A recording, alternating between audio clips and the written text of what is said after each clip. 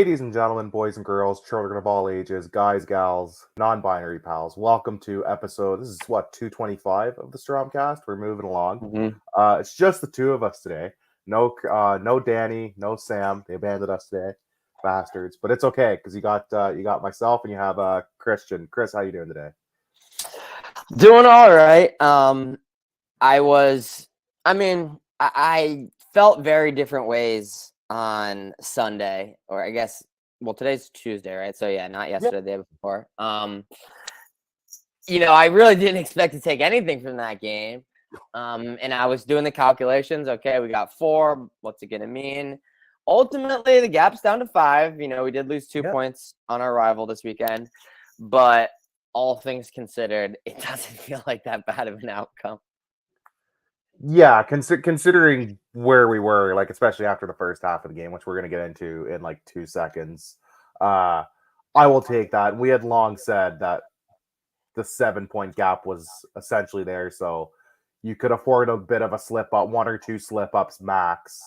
This was kind of one, I would say. So we'll take what we can out of this. We're going to pull up the goal point because goal point is gospel in these here parts. Let me know when that pops up first, Chris. It is gospel. We're not sofa sore heads. Personally, I feel like their scores are inflated. I prefer goal point. And we follow each other. Right. I'm going to attempt a screen share. Let me know if this comes through. I just saw it a second ago and then it disappeared. Right. Okay, now it's back. Now there we go. We're here. So the lineups were as follows. For Sporting, we had Frango Israel in net for this one today. Tell me I'm wrong. We have Gonzalo Inacio at left wing back, certainly a choice. Yeah. Diamande, Coach, St. Just, and Jenny.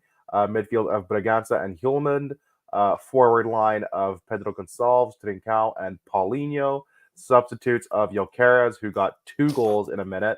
Quaresma, Nuno Santos with an assist, Morita and Edwards, who comes on, gets an assist, slaps the guy in the face, gets a red card, leaves, and does not care to elaborate.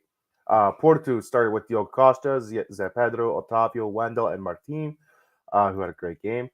Chico Conceição, Pep, Varela, Nico, Galeno, and then rounded off by Eva Nielsen. Chris, I'll start with you on this one because I feel like we're going to have a lot of the same stuff to say. Thoughts? Questions? What the hell do we make of this game? Honestly, I hated it. Right, it was a terrible game. I thought we played horrible. I thought Porto came right out and we're out of the gate hard and fast. I mean, they're up 2-0. They're doing homenages for Pinto da Costa. I'm thinking this is. Oh yeah, we gotta talk about that too. This is just not our day, right? This is not our day. It's not meant to be our day, and it's just not happening. Our coach was in England. He's hanging out in England. We don't look ready to play. Just forget about it. We're on to next week. That's what I was thinking was gonna happen. Yeah. And then a minute 30 changed everything. But this was a really bad performance. Possibly, I think it's probably the worst since the first Alvalade game. So it's been 2 months. I think we've had games where we lost where we didn't look as bad as we did. At least this is the worst they've looked in a couple months, probably. Yeah. So hopefully it's just an anomaly, right? It's not an easy place to play. Porto's out of it, obviously, but I mean they're gonna show up for a game like this. Emotions are high. For the game, regardless, there's big things happening in Porto right now, right? So emotions were high regardless of what the actual implications. I mean, I guess Porto's still technically playing for third. They don't have that locked up by any stretch. So yeah, because they're out of second. They're out of second as well. They literally they're mathematically out of second, but I think they have a 2-point lead on third. So not locked up at all. Yeah, and I mean that could be the difference between 40 million euros, right? Yeah. Porto right now, not exactly in the position to be not exactly in the position to be punting on 40 million euros right now, Well, because third's not even Champions League, third's Europa League, right? So no, third is qualifier. Third is qualifier. Right? For Europa League, yeah. It's Europa League. I thought we were going. I thought Portugal went to first 2 this year, and then we're losing it again. No, it or started. first It three, started this 2 and year. then 1. So they're playing for. So they're actually literally playing to avoid Conference League and just trying to get the okay Europa League money. Well, I guess they can win the cup and get an auto bid to the Europa League group stage, even if they fuck up third, right? In theory. Yeah. I think third place is is like the third or fourth qualifying round for Yeah. Europa League. Tossa winner gets the bye right into the group stage. Yeah. So that's how I understand. But yeah, we All lost right, so that Champions League spot. regardless, there's still stuff to resolve for them. It's not completely locked up. Well, I'll just get motivated for the Tossa Yeah. anyways, because they'll want to win that to salvage something of the season. For sure. Yeah, I don't really the Inacio at left back thing didn't really work that well. He didn't look great out there. It felt like we slipped like 10 times. It felt like we slipped so much. It felt like we were just continuously turning the ball over in our own final third. On their first goal, the Franco-Israel Frangu, I don't understand how he kicked the ball like that. I've watched it back so many times. At first, I thought it was a miss kick, but that's what I thought too. It doesn't actually look like a miss kick. It just looks like maybe he tried to like pump fake, but like actually kicked it. You know, like that's if you're trying to you're trying to pretend like you're throwing the ball, but it like actually slips out of your hands. It's like when you're playing catch with your dog and you're screwing, but you accidentally let go of the ball. Yeah. It was one of those. I think he's trying to not kick it and accidentally kicks it is what happens. Yeah, goes right to the Porto player.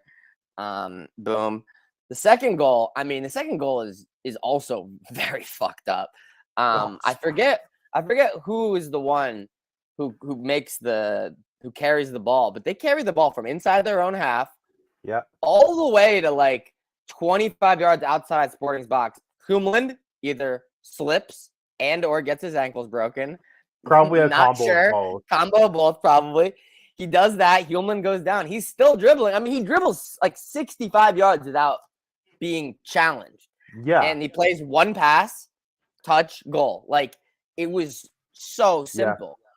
It's right before half. The first goal is Israel's fault. The second goal is just the whole team's fault. And then almost immediately right after that, Bragança slips again. And Porto gets through. Israel actually makes a great save, and then the rebound is like rolling towards the end line. He tries to shoot it from a tough angle, and it goes in the side netting. Probably would have been better served to try to cut it back. But that could have been 3-0 right before half. Porto did not put this game away. I mean, the second half was like just kind of nothing, honestly. There was not many chances either way.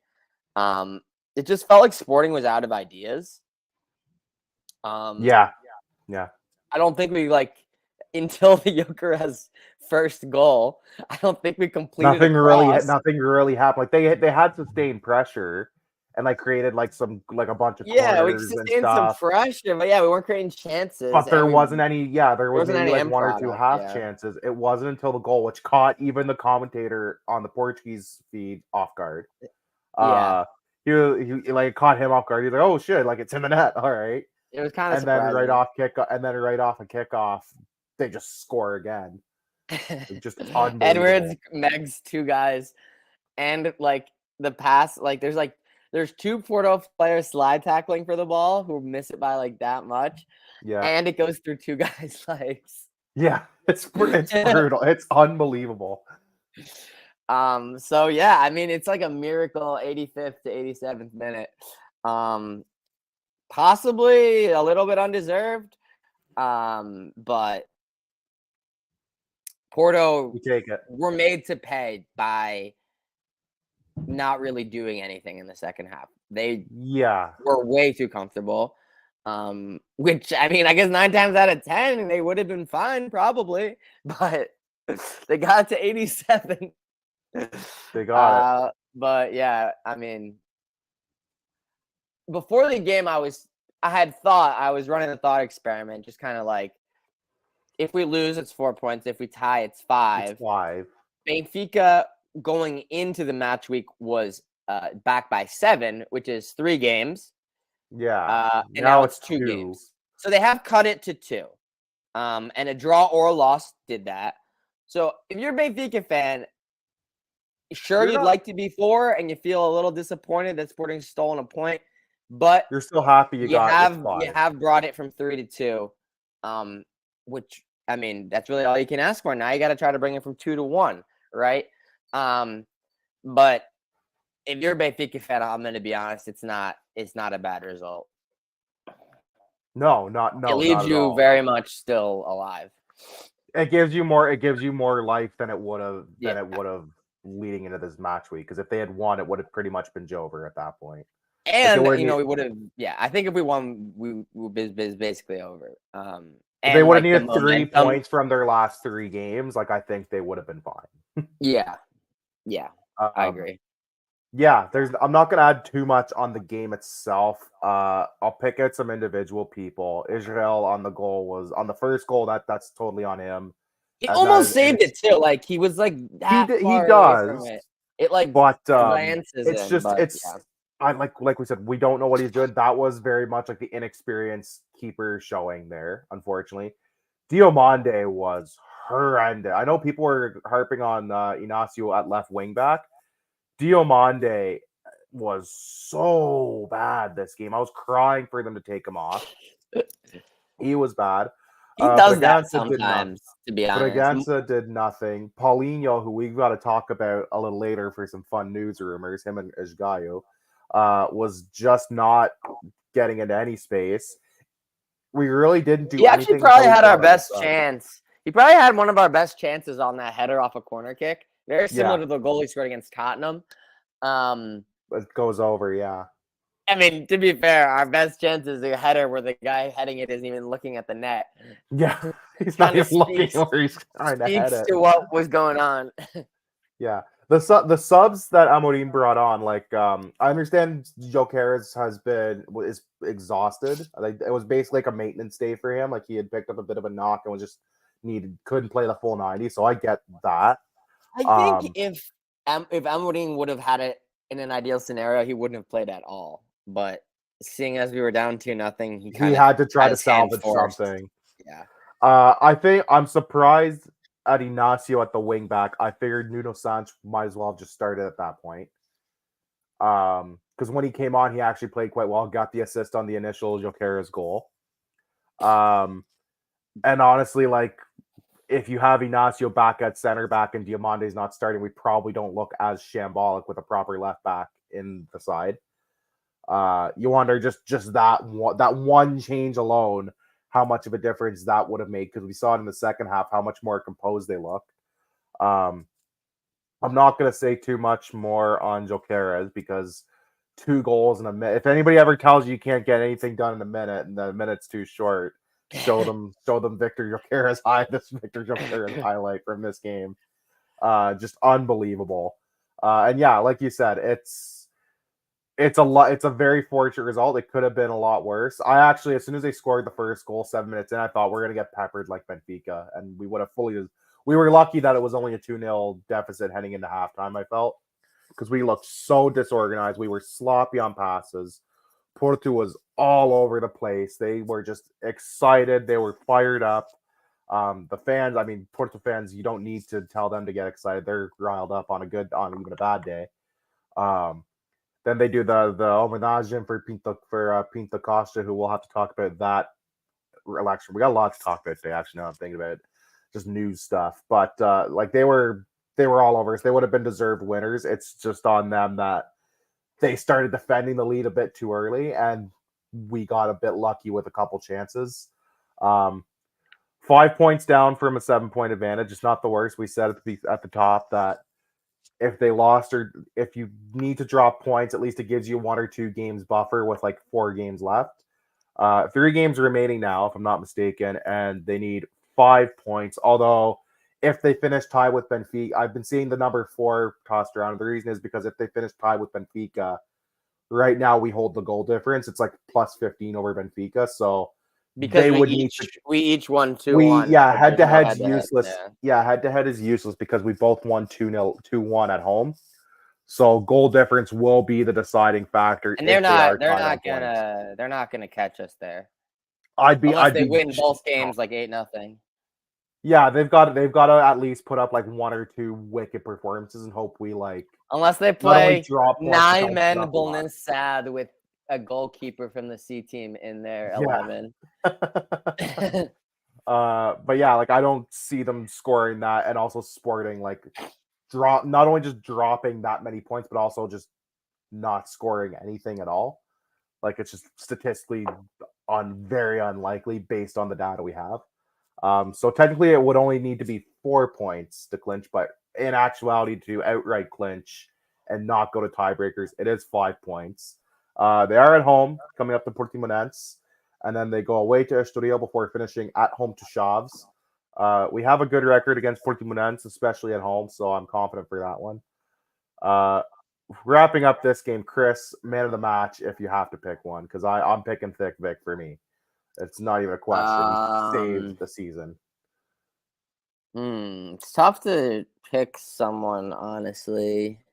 You could just pick Marcus Edwards for the fact that he decided to come on, get a bang and assist, Yeah, get kicked out, and leave. that's pretty good. Yeah, I'll give it to Edwards. Fair. Yeah, and then he posted that on to the next one, which is really funny because My he's brother definitely in going to be Christ, you're not at suspended. the next one. He's going to be suspended. I don't think he'll get a 2-game ban because I think it's a really but I soft saw red, but... someone I think it was a friend of the show, Sophia, put out like, my brother, you're not even in the next one. Like, what do you mean? You're not there? Like, what are you talking about? What did you think? Was there any incidents that you want to You know review? what? The ref, we complimented the first half. Outside of really, there wasn't really anything. I thought St. Just actually got away with not getting a second yellow. I think Porto fans would be very right to be upset about that. And I know there was the only other one I know Porto fans were upset about was the Diomande one on, I believe it was Eva Nilsson as well, the elbow. But I think I don't think it's intentional by Diomande at all. That being said, I could see the call for a penalty, but I actually thought the ref did a very good job for this game. Like, it didn't feel very heated, which is very seldom we say that about any game involving Porto these days, especially a Classico or a Derby. I actually thought the ref did a great job for the most part. There wasn't really anything. There wasn't really any major causes outside of like Edwards having a brain fart at the end and deciding to slap a guy upside the head, and St. Just getting away with touch him in the face and then have him collapse. Oh, like even Elson sells it like crazy, but also like, Edwards, what are you doing? Like, smarten up. Like, he's gonna go down. Like, common sense needs to prevail.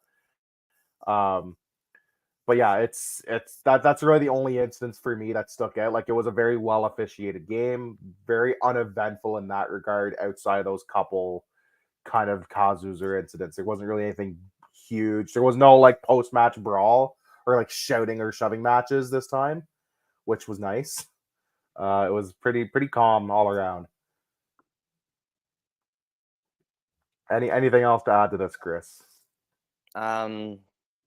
St. Just is lucky to finish the game. Yeah. Well, he didn't finish the game. He did get subbed out because he wouldn't have finished the game. Yeah, like we said, if he got away with one, I think. It was a big weekend for Porto 2 elections. We'll get into that real quick before we get into all the other news items. So, Pinto Costa is done. He is out. Villas Boas won, and Pinto Costa did not win at a single polling station. I am blown away by that stat. 42 years he was in charge of Football Club de Porto, which, to put into perspective, was 2 years longer than the Estado Novo regime that got overthrown on 25 de Abril. So he was there for a long time. Just put it into perspective of time. He lasted longer than a dictatorship, although some would say he ran Porto like a dictatorship. Thoughts on that one, Chris? Because there's a big kind of deal, not just in Porto circles, but in football, like Portuguese football circles. For sure. In the past few weeks, I've thought that he's running a horrible campaign. Oh yeah. And the horrible campaign that he ran overlapped with several really bad news cycles, honestly, Yeah. for the club. A lot of financial stuff, UEFA sanction, Bad result, but just bad results on a bad pitch as financial well. result for the semester. Mhm. Um, More players leaving for free at the end of this season. It's been a problem for them. Uh, Obviously, the football results have been not great. They're almost 20 points off the top, right? It's been a bad season. Yeah. I mean, when we talk about sporting elections, I mean, we don't trick ourselves or fool ourselves into thinking that the number one factor is bola entrad. Like that is Mhm. ultimately what the number one factor is the ball going in. Right Yeah. now, the ball's really not going in, so that makes you vulnerable no matter what, no matter who you are, right? Yeah. So I knew that he was vulnerable because of these things, but I was like, I don't really think that he has it in him to lose, right? These people love him, and it felt like he was on my TV too much, out there too much, too many Mhm. interviews. And you watch him in there doing an interview, and you're like, he just doesn't inspire confidence. He No. really doesn't. He seems very old. He seems kind of out of it.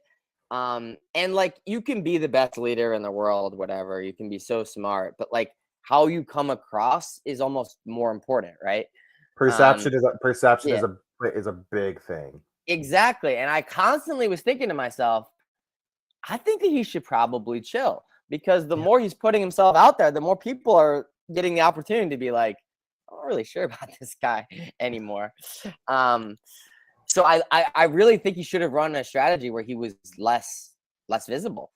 Yeah. Um, and so in my head, I'm like, I see this guy, and I'm like, this guy's cooked. He's done. He's done. He's so beyond done. But I was an idiot last week and said he was But gonna do win. Portistas see this, right? Because Yeah. I guess you could call me neutral, right? I have no thoughts, no feeling. I mean, maybe I have a slightly negative opinion of him, but I don't have a dog in this fight. I'm not like a Villas-Boas fan or anything. I don't give a shit. We're not Um, simping yeah. for Andre or So anything. I'm We're not like, simping for any Portuguese. I can see that this guy's done, but can they Yeah. see it? And I was thinking like, I actually, if you asked me in like February, I would have said he wins 80-20. If you asked me at the beginning of April, I would have said he wins 60-40. I thought he was So gonna win. That's what I thought. I said last week he was gonna win. I could feel that the gap was closing on him, but I still didn't think it was going to be enough. Yeah. I could have never foreseen the outcome that actually ended up happening, to be honest. Yeah. Shocking. Yeah, I think it was one. I was surprised that they did actually. One, it was a record turnout for Porto for any election. Over 20,000 socios went to the Dragão to vote. Uh, I did not. I came on the show last week said I think he's going to win, but it's going to be very close. I thought it'd be like within 5-10%. Boy, was I wrong because he got absolutely smoked. He got cooked at the 80-20. polls. 80% of the vote for Vilas Boas. Pinto Costa did not win at a single polling station. That means the only people that voted for him were Super Dragões, And really, probably a really, few old really, really, heads. really old people who are loyal to him. Yeah, and that's like basically it. and It was like kind of the old and heads. like and like administrative type, like Vitor Bellier type people. Yeah, like That people was it, already man. kind of in the That's all he admin of the had, club. bro. He lost like It's every other crazy. group. Yeah, it's just it blows my mind. It's the end of an era. He did invite Vilas Boas to the presidential tribune or box or whatever, and Vilas Boas politely declined and said he wanted to watch amongst the fans one last time before he officially takes up that mantle. So fair play to him. Good luck to him, I guess. We have Creo de Mania here, so like they had you could see him like the whole pregame Vilas Boas getting very visible cheers and applause from everybody there, and everybody seemed very like jovial. That it was kind of like we're ready to move on from this. And honestly, I also said this last week. Like, no disrespect to anybody. If Varandas is our president like 25 years, it's gonna be like, dog, like pack it in. Like, what else do you have to prove? It's just you've been there for that long. What else do you need to do? What else do you have to Yeah, prove I at mean this point? Like, he's take won the last European one. titles. He's won everything. He's won every Yeah. title available to him. There's nothing left. There's nothing left for him to prove in that regard. Uh, He hasn't won yeah, the women's that's league. really it. Well, he said he was going to start a women's team. That was part of his Yeah. last ditch. He said a lot of things at the end, like you want to start Yeah.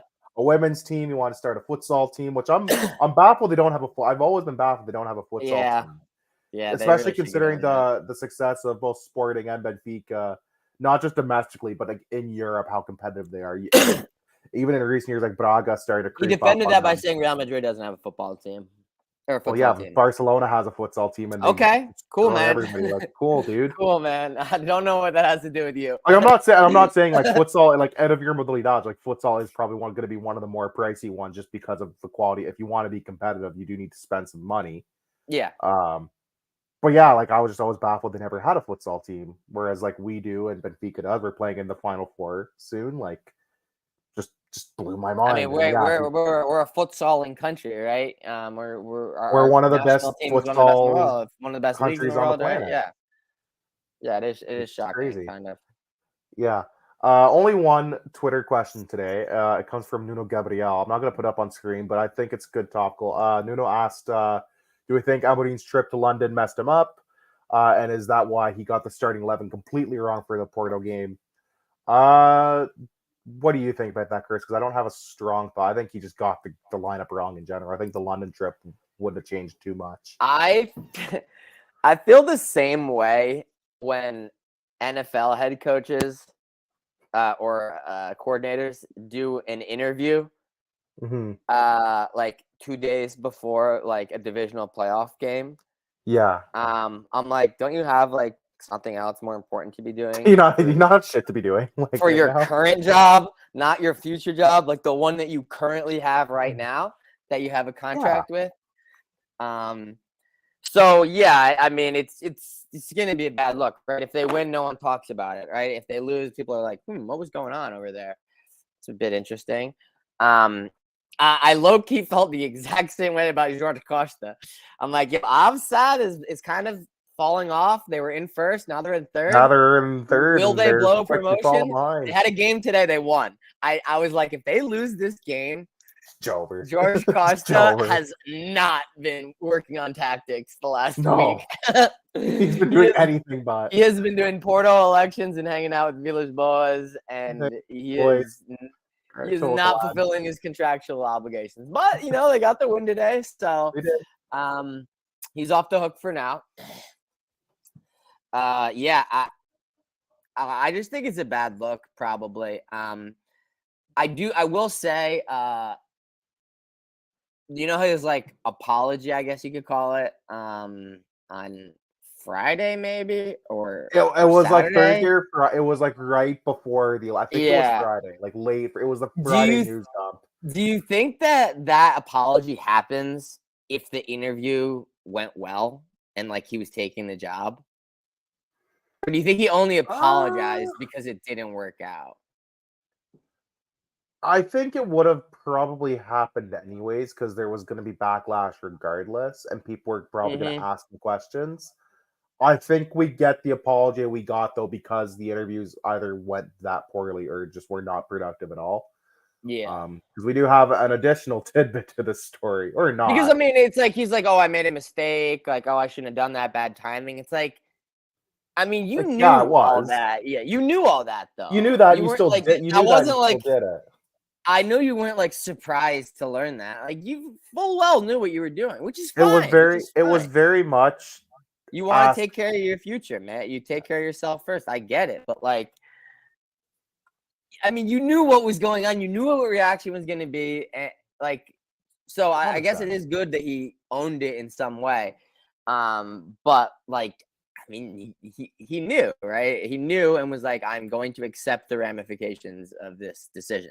I think he went into that decision like where it was like better to ask for forgiveness than to ask for permission. Yeah, that's probably true. I think that's kind of the, and I get that because I followed that multiple times in my life, so like I understand it. It was just common sense, maybe like understand the position you're in and go from there. But yeah, I don't have much to add to that. We do have. What did you make of Pedro's tweet today? I'm about to I just put, don't as you even. mentioned, I'm about to pull that up right now. I don't even like think that that's true. Like that doesn't Our even make. favorite, our favorite journalist I'm at putting all it things up right Alvalade, now. Big Pedro Sepulveda, the man himself. Let me read this for you, and then we're going to scroll down. The airplane that Ruben Amorim took on the 22nd of April was paid for by Chelsea FC, double exclamation mark. That was Meeting, generous of them. yeah, meeting with members of the board. Pochettino will probably leave Chelsea at the end of the season. His deal with Liverpool collapsed. News about West Ham paying the flight fare are fake. And if we scroll right down, we see a lovely little tidbit that this was not true whatsoever. Pedro's just been on a roll lately, hasn't he, Chris? He keeps getting community noted, which is like the number He put one, up like a hat most. trick last week. It was one of the Bro, like if greatest you're things I a ever saw. journalist that gets community noted 3 times in 1 week, bro, that is On the just same, no, 3 times in one day horrible. on the same story. It was 3 times in the same day on the same story. He got Yeah, community noted. Like, bro, that's GOAT numbers right there.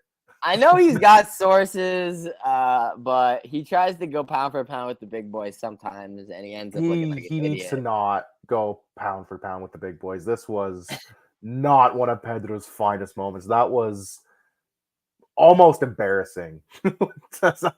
Even as an onlooker, like just It a just doesn't even make third sense. Like, party. why would they do Like, that? why would they like bro, I'm my sure the brother is I'm sure the owners of all 3 of these respective clubs all are have their own so just private annoyed with them. jets.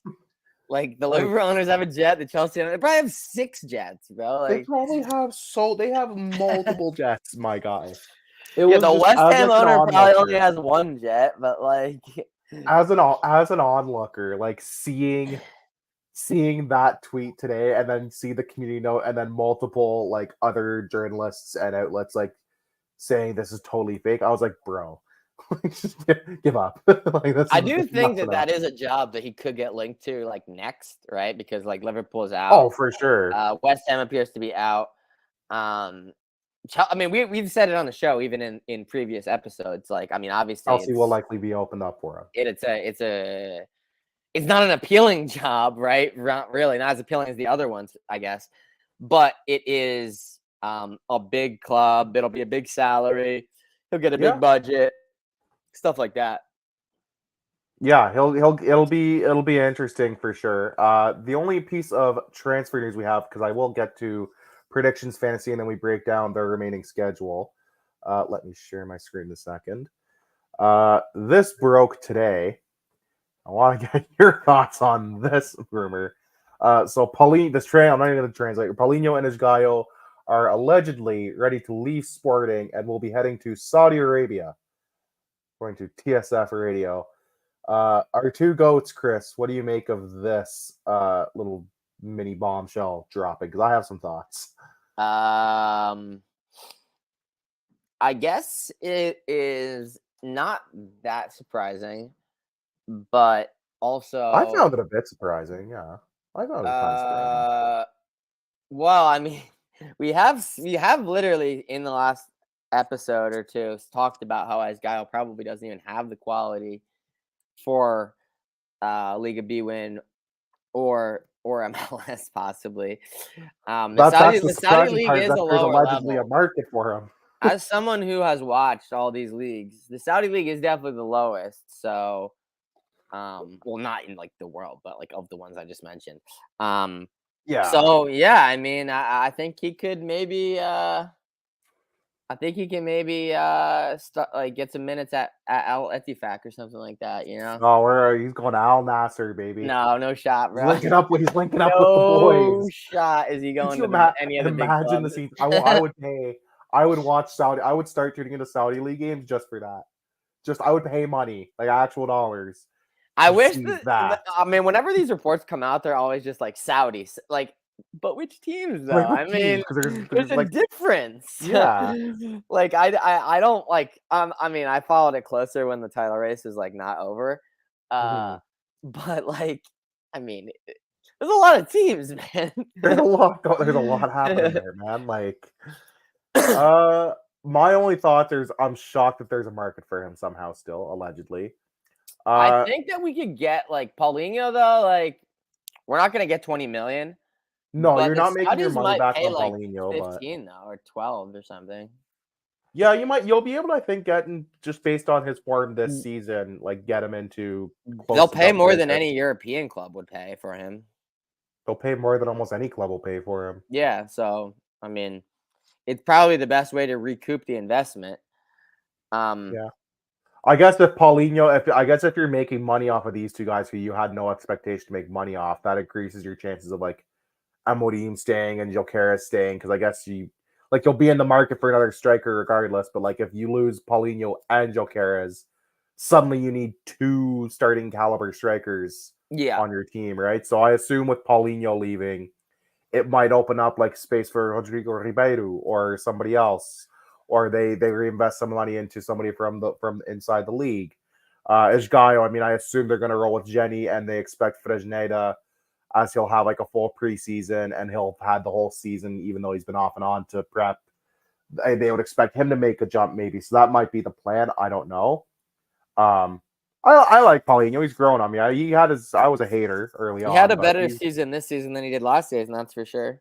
and even last season, it just sucked because he was the only striker and he had no help, and the team sucked. So everything he did was put under much more of a microscope.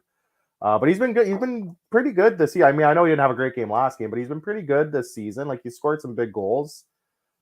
He's got like 20 some goals, I think, or close to 20 goals this season now. So he's surpassed last season. And he just looked more confident out there. He's just done better job creating chances and getting into space. If he goes, I'll kind of miss him. If Isgaio goes, I will not miss him. No offense to Isgaio, but he is one of the single most infuriating players I have ever watched I in my can't wait. soon to be 27 years of It'll be existence. pretty funny to see the spin that like Al Rayad tries to put on the signing of Esgaio, where they're like Two-time listing Portuguese out, League yeah, they're champion, like two-time Portuguese League champion, Super Tossa winner, Tossa League yeah, winner. like developed in the same academy as CR7. Like Nani, they're gonna like, make him sound like he's fucking dirty, you know? well, But even MLS. Like I remember who was the guy from Rio Ave who ended up playing? Gaspar, yeah. Not Gaspar. There was another No. guy. He played for Rio Ave for a bit. Oh, Like a Marcelo. Oriel Rosell. Not Oriel Rosell. No. It was a center back. But yeah, I've seen those presidents like, oh, like won a Portuguese Cup Yeah. with Sporting, famed for, whatever. I'm like, yeah, like great, cool. Won some trophies at Braga. I mean, bro's a winner, man. Serial trophy. Did he winner. win trophies? Yeah, he did. He has a Taça Liga with Yeah, Braga, I think he's a Taça de Liga at least. Yeah, he would. He would have at least maybe two Taça Ligas. He's got one. He's definitely got one. But yeah, like they'll put a spin on it for him for sure. Yeah, if Paulinho, you can make a bit more because he's had senior national team caps, kinda.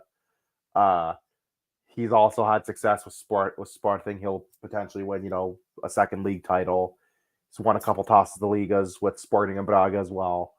Might win a Taça Portugal. Who knows? He scored in UEFA competition, so they can add that. It was just a really random tweet that came across my timeline. I was like, oh, that's definitely news. That takes me back. Blows me away even, I would say. But yeah, there not much else for transfer news or rumors on our end. What we will get into is the league predictions. Someone had a monster week, and one of us had a bit of a screw up this week and could have pulled away. So here we are, game week 31. So Danny predicted 2-1, Paulinho Bragança, idiot, no points for him. You picked 3-1. You picked Jokeres, Trincao, and Paulinho. You got a point for Jokeres. I had 2-2. I put it on the show last week. I changed it the day of, like literally hours before the game started, and got confident for whatever reason. I don't know. And I had a Jokeres goal. So I get Jokeres for the goal, 1 point. Sam Fonseca, on the other hand, 2-2 draw. He went the same as me last week. He picked Jokeres goal and an own goal. So he gets a point for the goal scorer. He gets the 1 point for getting the correct result, and he gets the extra 2 points for getting the exact score line. Unbelievable. And as we see here, I've already made my predictions for this week against Portimonense. 3-1. I just made mine. Bragança. You got 4-0. Interesting. You've got We're gonna Jokeres, smack and them. Gilman. I think we might. I think this is a statement game. I think it's either this game or the Estoril game. We blow one of them out. This is in theory on paper though. Oh, actually, Shavs is pretty fucking bad too. I'll be honest. Shavs at the end though might not have anything to play for, right? Yeah, they could be down by then. Yeah, you're Which right. we're gonna get into the actual table and the remaining schedule in a bit. But let me go to the top of our table. So right now, sitting in first, 84 points. Chris at 73. So I tied. We just stayed the same this week. We stayed the same. Yeah. Sam gained a bunch of ground on you with those 4 points. Yeah, though. he's back in it. He's right back. He needs to do that like 3 more times. He needs to. Yeah, he needs to pull at least 1 or 2. At least 2 more. And then Danny in last at 63. We still have 3 league games and a Taça de Portugal final to predict. And if I stop sharing, let me get us to the main event, which is fantasy. And ladies and gentlemen, we can confirm we have a new leader on the board. Vic and the Revolutionaries, led by their absolutely incredible leader. What's up, SCP Danny? Has overtaken SCP Danny in the standings. A monster week. We'll start from the bottom and then move our way up. 5 months, but we got there.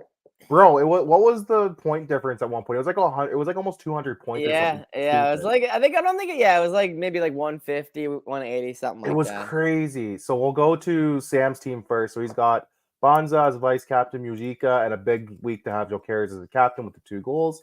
He had a pretty good solid starting lineup. Carlinhos again was a good shout. Jota, Trincão gave him 3 points. Good defense. Good shout on Maracas on defense. Ooh, I left Maracas on my bench. Yeah, Lelo, Costinha, and Borja, and Batista in goal. His bench, he left 0. Oh no, he left with 8 points on his bench with Fernandes. Mateus Fernandes. Oh, Mateus Fernandes been low-key cooking since that loan started. He was man of the match this weekend in their game. Yeah. We go to Frubar FC. Banza Ascend came back in my team, got 10 points from him. Jokeres captain. It's like having Holland captain in your FPL team at this point. Pot was my vice captain, gave me nothing. Rafa and Jota didn't give me a whole heck of a lot. Marcelo gave me some good points. Lelo, Borja, and Antonio Silva didn't give me a whole heck of a lot. Diogo Costa gives me the draw. My bench, this would have been the week that I should have subbed out Diogo Costa, so that would have been 3 extra points. And no real points lost with Isgaio still hurt. Guitan and Mateus Oliveira only being the 1 point each, so not the end of the world. We come to SCP Danny, who is 7th in Canada out of 87, not bad. Very similar lineup. Banza, Esen, Jokeres, Arsenes, Pot, Rafa, and Fujimoto, who gave him a few points. Antonio Silva, Lelo, and Costinha, also Diogo Costa in net. His bench, some dude who doesn't exist. He left a couple points with Marquez. That's really it. No points left for João Mario, who was out, and Costa from Portuguese. So really not much that Danny missed out. But the main event, Vic and his Revolutionaries. Let's see what you did here. So you had Mujica as your vice captain, Banza, Jokeres. You had Galeno, Jota, Rafa, Di Maria gave you some good points. That was clutch.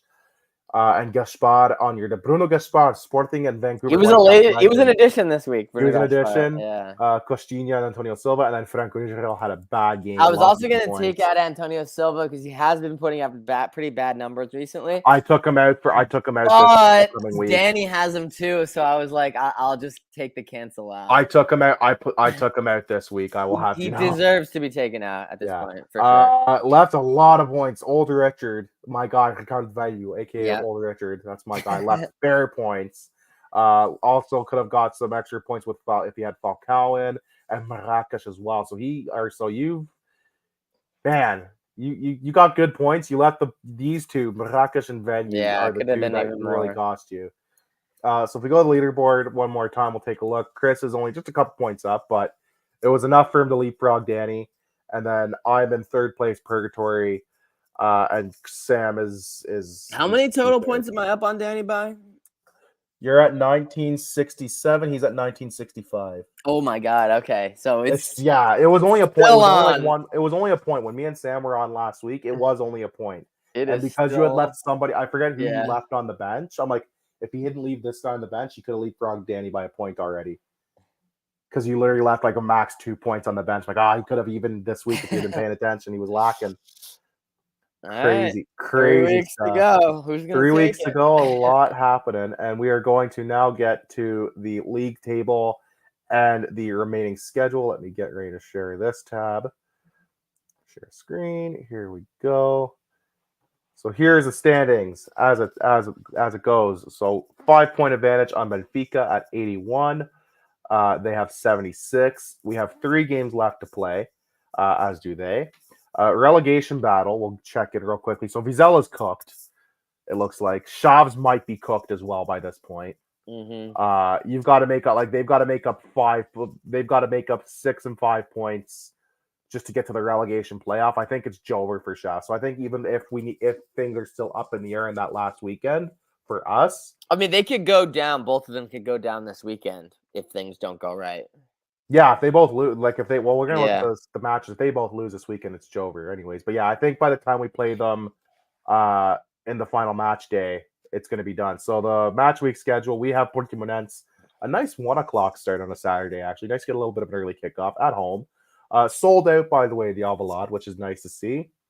Shavs is playing Porto. Good luck. I just have one thing to say. Because I Go for I it. don't know if you saw like the news that there was like insanity at the ticket box today Yeah, with like people like scrapping, fighting, getting scrapping, getting angry that they closed the window because it was sold out, Yeah, fighting the attendants, fighting each other.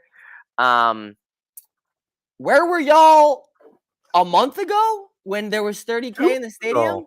2 months ago? 2 months ago, 3 even. months ago? 4 months ago? Where were y'all? I would shit on the attendance regularly.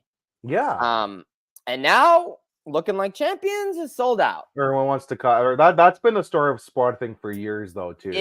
If that's there you is fighting with a someone, if there you're is a fighting section with of fan someone in base. the line and you haven't been there this season, That's on you.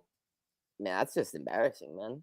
Like if you're pissed that you didn't get a ticket because someone else got don't deal with it. Like grow up. Also, that's kind of a bit. There is a subsection of Sporting fans that they do only kind of show up when the team is doing well or For sure, about to and win. to a certain extent, that's true And about every fan base does have a Yeah. bit of that to Yeah. different extents. I think it's just because we've been so bad for so long, we notice it a lot more. It's much more under a microscope, unfortunately. But here's Shavs has to play Porto. Good luck. I think they're gonna get cooked that game. And Benfica does have a bit of a tricky game against Famalicão, although I still think Benfica's going to come out winners with that. And then next week, which would be the earliest we can clinch, I believe, we play Estoril again Saturday at 1. What's with these 1:00 starts? I'm fine with that. Braga Vitória. Where's Benfica's game? Benfica and Arouca at home. And then Porto plays Boavista. So nothing too crazy. And then the final match week, as it stands, Sporting against Shavs. And that could be a huge game, Porto Braga. Porto Braga could be huge for third place. And then Rio Ave, Benfica. I imagine the title might be done at this point, but we might still have something depending on results. We could draw a game. We could still lose a game. Who knows? But that's where it stands right now. I'm going into this last game assuming Shavs is probably already down, has 0 to play for. So yeah, that's kind of where I stand with that. One last look at the standings. 5 points we need to officially clinch. We can clinch with 4 because, as we see, plus 14 on the goal difference against Benfica. They would need to put up historic numbers, like a couple games in a row, and hope that we score nothing and drop points as well for that to happen. So I reckon that we will do this. If we win this week, I think it's done. I think it's Jover at that point. I'll yield to you, Chris. Any thoughts on that remaining schedule, predictions? What do you think? Yeah, I mean, it's relatively kind for us. We do have, I think we have the easier hardest schedule compared to Benfica. For sure. And we have taken care of business up until this point this season. Yeah. Just take care of it, 5% more, and we're there. Yeah, I mean, I'm fully confident that we'll be able to get it done. I've been confident for a month or so now at this point, probably. I've been confident for about 3 weeks, Yeah. not quite a month. I think Um, once we won the game against Famalicão, that's when I started feeling confident of it's making the game. yeah, I mean, it's obviously possible, but um, it'll be interesting to see Portimonense's approach because I mean, it is a big game for them. Are they going to come out and try to play? Are they going to just pack it in, try to shithouse a draw? Like Probably what won't happens? work. I mean, I don't know. We'll see. But Yeah, um, do you just like tank the game and just focus on the other two? I mean, there's various ways they like could because go you're about still it. you're still trying to get out of that. You're still trying to get out of the Yeah, relegation playoff if you're yeah, Portimonense. yeah. I mean, you probably feel at least reasonably safe that, I mean, barring a miracle, you're at the worst going to be playing the playoff. Um, Which you would probably fancy, depending on who you get. You probably fancy your chances. yeah, Actually, I'll keep vibing. I'm gonna yeah. I try mean, to find they'd the probably be Segunda Liga against standings. Avsad or Nacional, maybe Marítimo. Well, I can tell you in a couple seconds I here think who Avsad we've might have got. just gone back up to second with their win today. They did not actually. I They want to didn't. show you the standings. Uh, two. So right now the standings are Santa Clara at 64, so they look to be coming right back up. Good for them.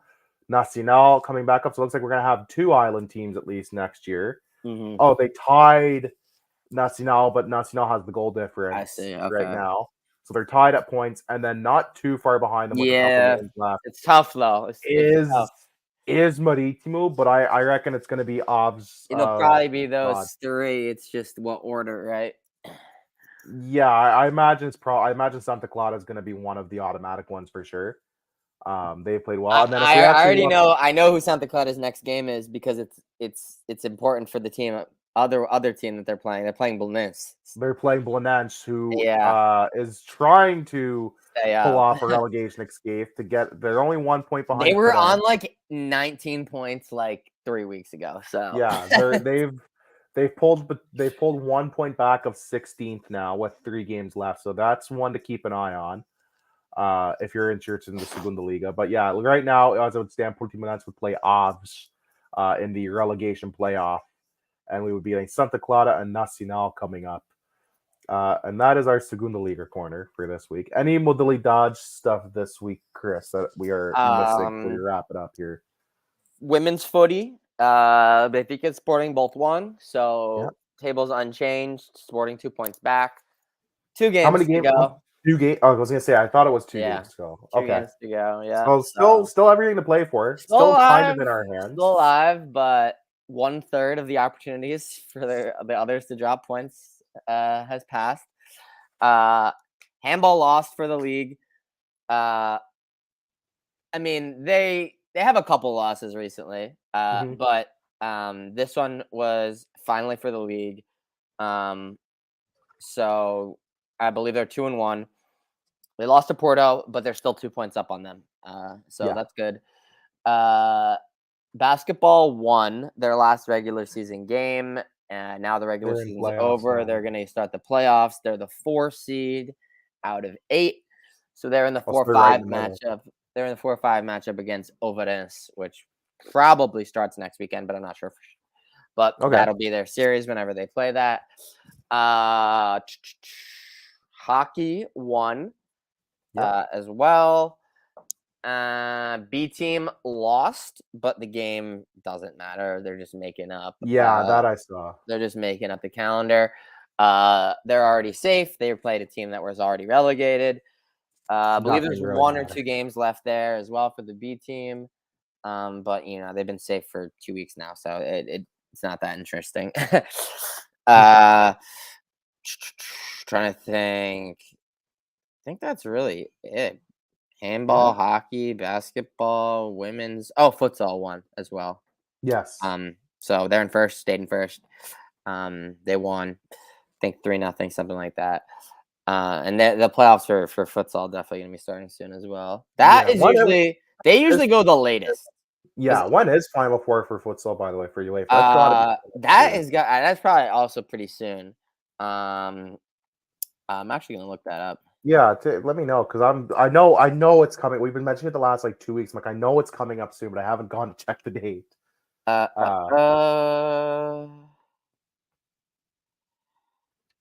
what matches? 2022, Oh, it's 20. us, Benfica, Barcelona in some capacity. I forget the fourth team. I haven't seen any Inter stars or anything. I remember one year we literally played the Russian Communist Party in like the Yeah, we did. We did. the quarterfinals. Where it was like we played the Russian Communists. Yeah, that's crazy that they have a team. That's wild. Why can I? Wikipedia wouldn't have it. I have it on. I'm on Wikipedia, but I don't. Final tournament. Oh my god, they haven't even put it on Wikipedia yet. This section needs to be added. Bro, okay, I'm just going to UEFA.com now. Yeah, UEFA.com. I made a mistake of going to okay, Wikipedia. I got Is it May 14th? Am I seeing that? No, Friday, May 3rd, Benfica and Palma. And Sporting Barcelona. So that's this weekend. That's this upcoming weekend. So yes, yeah. And then Sunday. So we might be futsal champions by Sunday. Who knows? We might have. When is our game? Friday at 1300 local time. I don't know where the games are being held. I believe it's being held somewhere in Eastern Europe, like it usually is. It's been Eastern Europe a lot. Armenia. So that's probably a solid 8-hour time difference. Yeah, and Palma's who we lost to last year in the final, correct? Yes. Yeah, they beat us in extra time or penalties, I believe. 2 a.m. in Armenia right now, which is like an 8-hour time. An 8-hour difference? 8-hour difference from us. So yeah, okay. So what would you say the local time was? 1300. So like just afternoon for the Sporting game. Yeah. I'll be in the fucking morning. Yeah, that'll be early. I'll be an early one. Chris, I'll be working. I won't even be able to watch. Usually I'm able to watch. I won't be able to watch crap. Damn. I'll have to just check the score. I'll just have to check my phone like after meetings and stuff and see what's happening. I won't even be able to watch. Holy. Wild. All right. That is our futsal corner. So yeah, we'll be next week. We'll have a breakdown of futsal as well on top of the Portuguese game. We might have a futsal victory to celebrate again. Who knows? Last time we were league champions, we did win the futsal Champions League. Just saying. So a little bit of an omen. Who knows? If that is everything, let's wrap things up and send the people home happy. Chris, where can they find everybody? Let's put those fun stuff down below. We'll point them out. Right there. Chris here on Twitter at the Big Chris or X or whatever you want to call it. You can follow who we put up next. You can follow me on X as well. If you have questions, comments, concerns, accusations, threats, you can kindly send them to me, and I'll probably ignore you. Follow Danny there as well. Here's his Twitter at Danny S_. Sam Fonseca will be up next. Sam Fonseca, but he has 2 A's at the end. 2 A's. 2 A's, like a maniac. Get it right. Probably because Sam Fonseca was taken Definitely. with 1 A. And then you can also follow us, not just on Twitter and X, but on all social platforms at AT Alvalade. Thank you very much for tuning in. Like and subscribe.